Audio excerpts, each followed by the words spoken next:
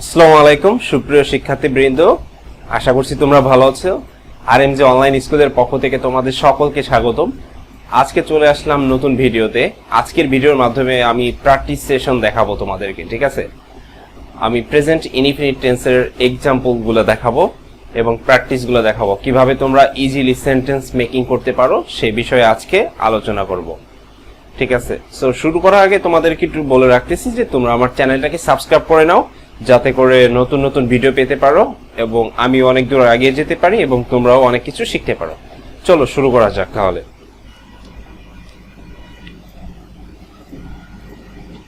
So দেখো তো, আমি হচ্ছে প্রথম হচ্ছে বাক্যটা লিখতেছি আমি, ঠিক আছে? আমি ভাত খাই, এটা একটা বাক্য। তাহলে এই বাক্যের ইংলিশ কি হবে? ইংলিশ হচ্ছে আই ইট রাইস, মানে হচ্ছে আমি ভাত খাই, ঠিক আছে? এখন 2 নম্বরটা দেখো। 2 নম্বরটা হচ্ছে আমি ভাত খাই না, আমি ভাত খাই না। সো এটা কি হবে? I do not eat rice, মানে হচ্ছে আমি ভাত খাই না, I do not eat rice, ঠিক আছে? অর্থাৎ আগে তোমাদেরকে কিন্তু আমি প্রেজেন্ট ইনডিফিনিট টেন্স সম্পর্কে আলোচনা করেছি, সবগুলো স্ট্রাকচার, অর্থাৎ কিভাবে অ্যাফার্মেটিভ করতে হয়, কিভাবে নেগেটিভ করতে হয়, কিভাবে ইন্টারোগেটিভ করতে হয় এবং কিভাবে নেগেটিভ ইন্টারোগেটিভ করতে হয়, আমি কিন্তু সব শিখিয়ে দিয়েছি। আমার গত লেকচার ভিডিওগুলো যারা এখনো দেখোনি তারা একটু দেখে আসতে পারো, ঠিক আছে? তারপরে তোমরা এই এক্সাম্পলগুলো করবে, নাহলে কিন্তু পারবে না, ঠিক আছে? সো তারপরেরটা দেখো,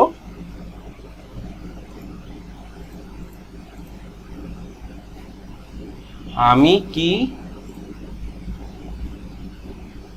ভাত খাই, এটা প্রশ্নবোধক, ইন্টারোগেটিভ। সো এটাকে কি হবে? ডু আই ইট রাইস, মানে কি আমি কি ভাত খাই, ডু আই ইট রাইস, ঠিক আছে? তারপরটা দেখো, আর একটা এক্সাম্পল,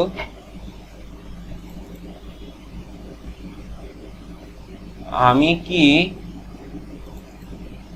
ভাত খাই না, ইন্টারোগেটিভ এবং নেগেটিভ একসঙ্গে কিন্তু, ঠিক আছে? সো তাহলে কি হবে দেখো, ডোন্ট আই ইট রাইস, বুঝতে পারছো? আমি কি ভাত খাই না, তাহলে কি হবে? Don't I eat rice. Okay, বুঝতে পারছো সবাই তাহলে? ওকে, এবার আর একটা এক্সাম্পল দেখো,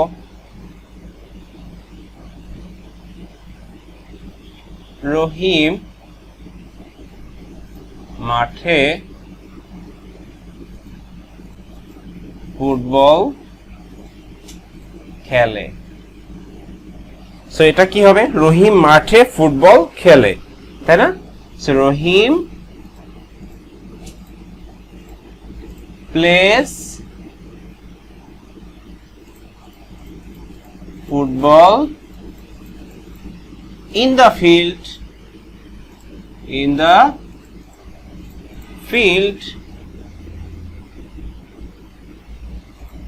বুঝতে পারছো সবাই? রহিম মাঠে ফুটবল খেলে, এটার ইংলিশ হচ্ছে Rahim plays football in the field, বুঝতে পারছো? ওকে, সো এগুলো একটু মুছে দিচ্ছি আমি, যারা তুলতে পারো নাই তারা একটু তুলে নাও, ঠিক আছে?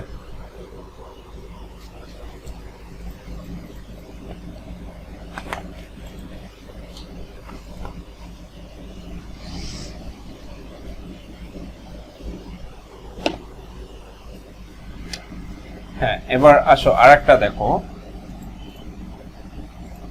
সেটা হচ্ছে রহিম মাঠে ফুটবল খেলে না। রহিম মাঠে ফুটবল খেলে না, সেটা কি নেগেটিভ না? হ্যাঁ নেগেটিভ। সেটা কি হবে? রহিম কি হবে? ডাজ নট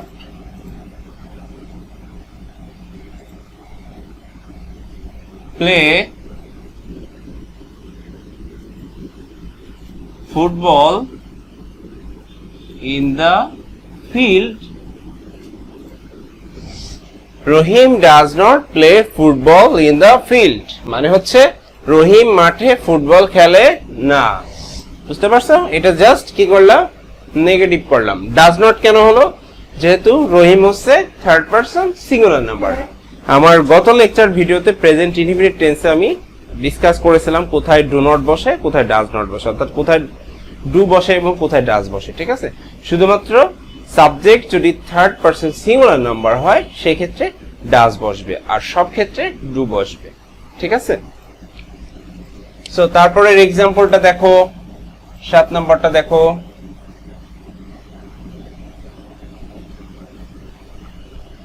রহিম কি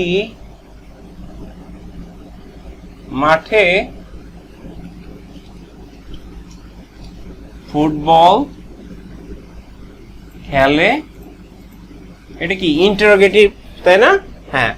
সো কি হবে? এই ডাসটা জাস্ট সামনে চলে যাবে রহিমের, তাই না? সাবজেক্টের আগে। সো ডাস রহিম প্লে ফুটবল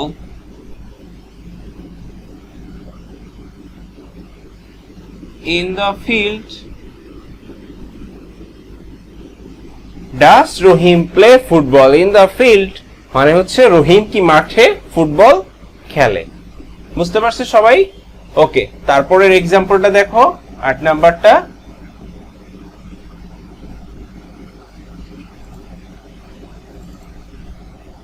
রহিম কি মাঠে ফুটবল খেলে না? এটা হচ্ছে নেগেটিভ এবং ইন্টারোগেটিভ, তাই না? একসঙ্গে করতে হবে। সো এটাকে কেমনে করতে হবে? জাস্ট এই ডাজের পরে একটা নট দিলেই হয়ে যাবে। So doesn't Rahim play football in the field?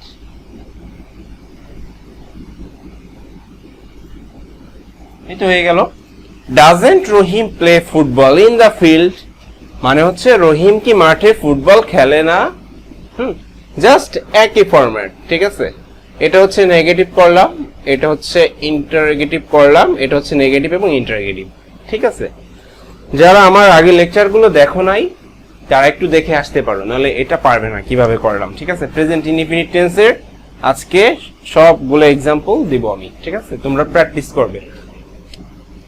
এবার আসো 9 নাম্বারটা দেখো। বালকেরা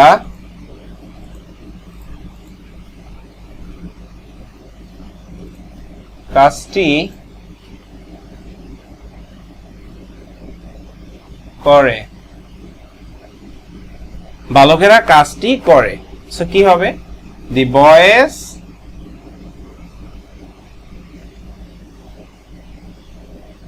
ডু দ্য ওয়ার্ক। তো হয়ে গেল the boys do the work, বালকেরা কাজটি করে। এবার যদি দেই বালকেরা কাজটি করে না, তাহলে কি হবে?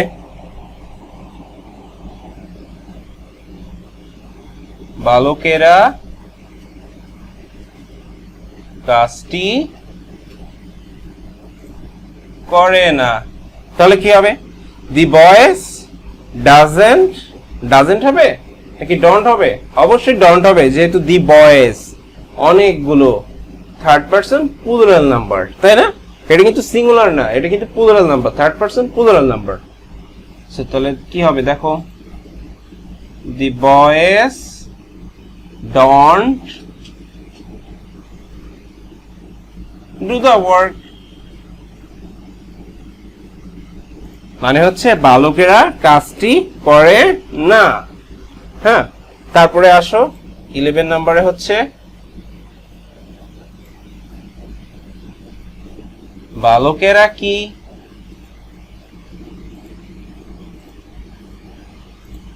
কাজটি করে, ইন্টারোগেটিভ, এটা সেটা কি হবে, জাস্ট এই ডুটাকে সামনে নিয়ে আসতে হবে, ঠিক আছে? Do the boys do the work, do the work, প্রশ্নবোধক চিহ্ন। Do the boys do the work মানে কি, বালকেরা কি কাজটি করে, প্রশ্নবোধক করলাম আর কি, ঠিক আছে? ওকে, আমি তাহলে এগুলো একটু মুছে দিচ্ছি, তোমরা যারা তুলতে পারো না তারা একটু তুলে নাও এবং প্র্যাকটিস করে নাও খাতায়।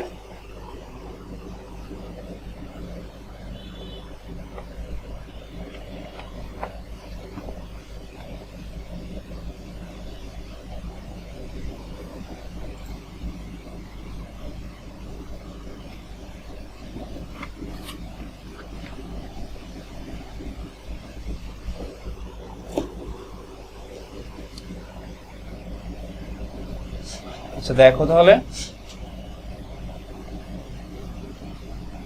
এবার হচ্ছে বালকেরা কি কাজটি করে না, তাহলে এটা কি হবে, আগে কি লিখেছিলাম, বালকেরা কি কাজটি করে, ওখানে ছিল do the boys do the work, ঠিক আছে? সেখানে কি হবে তাহলে, ডন্ট যেটা না আছে, হ্যাঁ, তাহলে don't the boys do the work,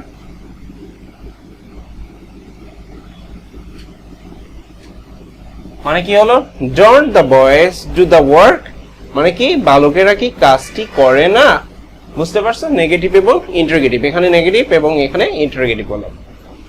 so আরেকটা এক্সাম্পল দেখো,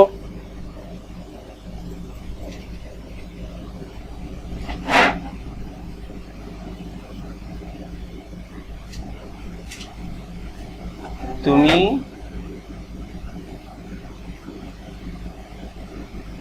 আচ্ছা